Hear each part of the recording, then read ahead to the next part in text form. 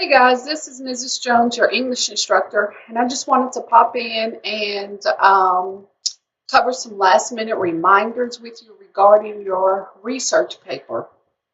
Now, I will look at every element of your research paper when I'm grading the paper. So you want to make sure, first thing, is that your formatting is correct. Okay, some of you have not been using 12-point Times New Roman for the entire paper, and this will include your page numbers. Remember, your heading should consist of your name, my name, the course, and the date. And remember, when you write the date or type the date, that it's the day first, followed by the month, followed by the year, and there are no punctuation marks in your date. Also, I want to remind you that when you title your essay, give your essay a creative and an original title, something that will capture the essence of what you are writing about.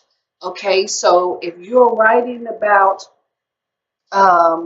white privilege, you're not going to title your essay White Privilege because that's your topic. It's not a title. Your title is something creative. So make sure you give your title some thought.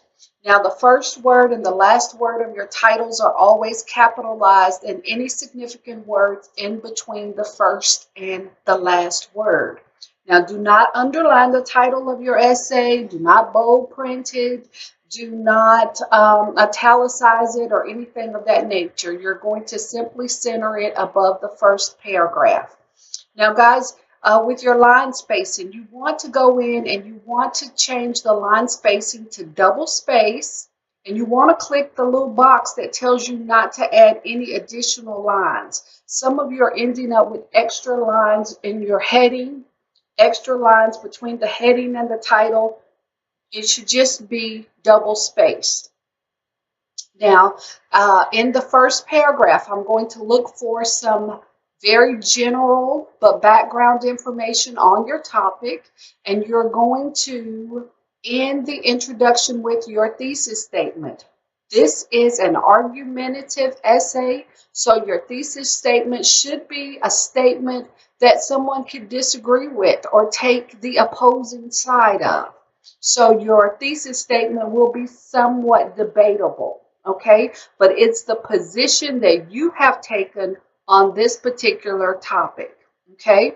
So since it's an argumentative paper, then the next two paragraphs should be your argument for taking that position on whatever topic you decided to write on. So the very first paragraph will be your first argument.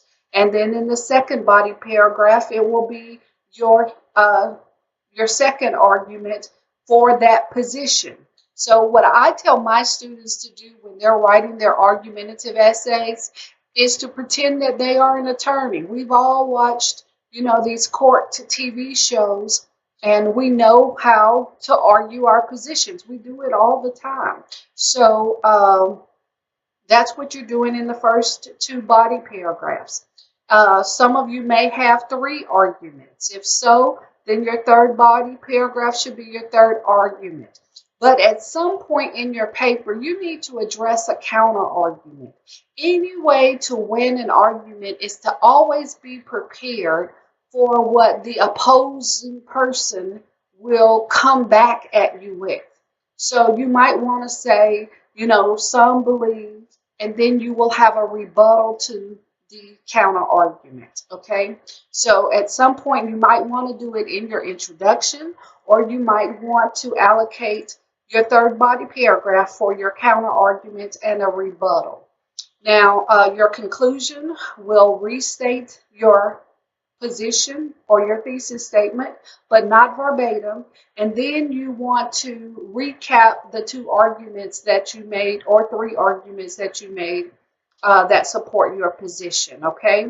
Now, when documenting your sources, you make sure you put in parentheses the author's last name and the page number. If you mention the author's name in the signal phrase, like according to John Doe, then you don't have to put his name in parentheses. You can just put the page number. If there is no author, then you put the title of the article in the parentheses followed by the page number. But there is no comma between the author's last name and the page number in your documentation. There is no lowercase p for page. It's just the author's last name and the page number. Make sure you introduce your quotes. Some people just like to drop quotes. Make sure you introduce them. Use a signal phrase according to, comma, and then you quote them. Or in the article, the author stated, comma, and then you will state the quote. But make sure you don't just drop quotes. You should have signal phrases. I will penalize you for dropped quotes. Now, on your Works Cited page, it will say Works Cited. It's not a reference page because this is not APA, this is MLA, okay? Now, you will center that, and then in alphabetical order, according to the author's last name, you will list your 3 sources. Now, I should see those 3 sources cited in the body of your essay, okay? Now, there's been some confusion about the DOA. Now, all of the sources will not have a DOA. So if I said on your annotated bibliography to include the DOA, that is if there is a DOA.